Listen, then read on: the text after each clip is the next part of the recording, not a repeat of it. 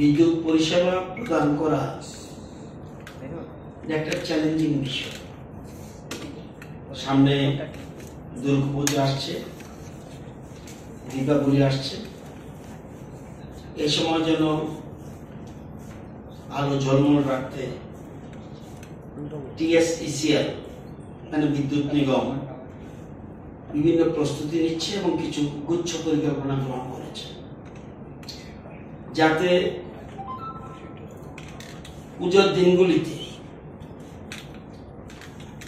গোটা রাজ্যে যাতে বিরতিহীন বিদ্যুৎ পরিষেবা প্রদান করা যায়।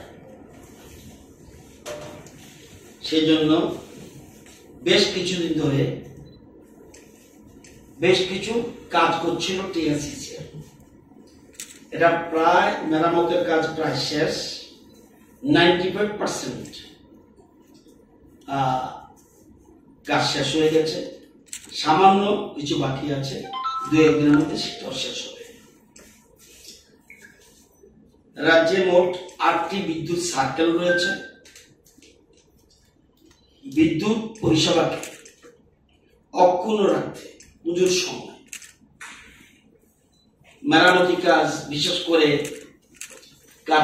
গাছের ডাল কাটা, জঙ্গল পরিষ্কার রাখা, যাতে একটু বাতাসে কোনো সমস্যা না হয়, তার টানা এবং ট্রান্সফরমার মেরামতি করা, খুঁটি ঠিক করা, ট্রান্সফরমার চেঞ্জ করা, এগুলি এবং 33 কেবি লাইন, 11 কেবি লাইন, এলটি লাইন মেরামত করা, এগুলি সমস্ত আনুষঙ্গিক যন্ত্রপাতির সমস্ত কিছু মেরামত, এগুলি প্রায় 95% শেষ হয়ে গেছে।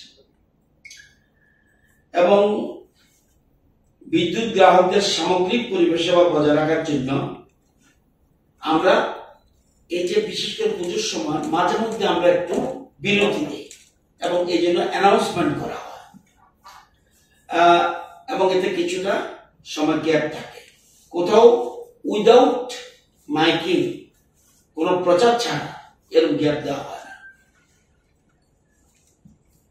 আগরতলা শহর সমেত রাজ্যের বিভিন্ন স্থানে ওভারলোডেড, আমি বহুদিন বলছিলাম ওভারলোড,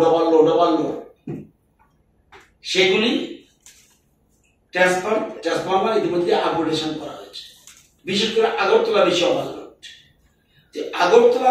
ওভারলোড, যেটা এটাকে প্রায় আমরা ট্রান্সফরমার হয় স্ট্রেংথেন করেছি অথবা চেঞ্জ করে দিয়েছি।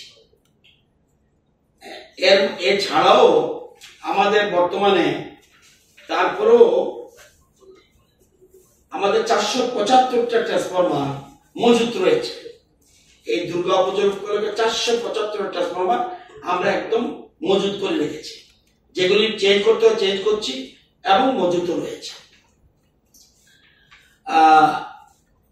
এবং পুজোর সময় যত বিদ্যুৎ সাব ডিভিশন আছে এবং 24 ঘন্টা লাগাতার পরিষেবা বজায় থাকবে, এটা আমি আশ্বস্ত করছি। এবং সে লক্ষ্যে কর্মীদের শিফটিং ডিউটিও ব্যবস্থা করা হয়েছে।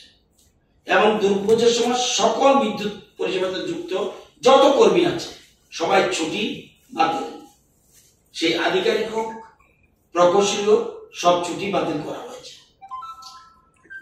এবং আপনারা জানেন বন্যার সময় আমাদের রাজ্যবাসীকে যাতে লাগাতার 24 ঘন্টা পরিষেবা প্রদানের জন্য আমাদের বিদ্যুৎ কর্মীরা কিন্তু অক্লান্ত কাজ করছে।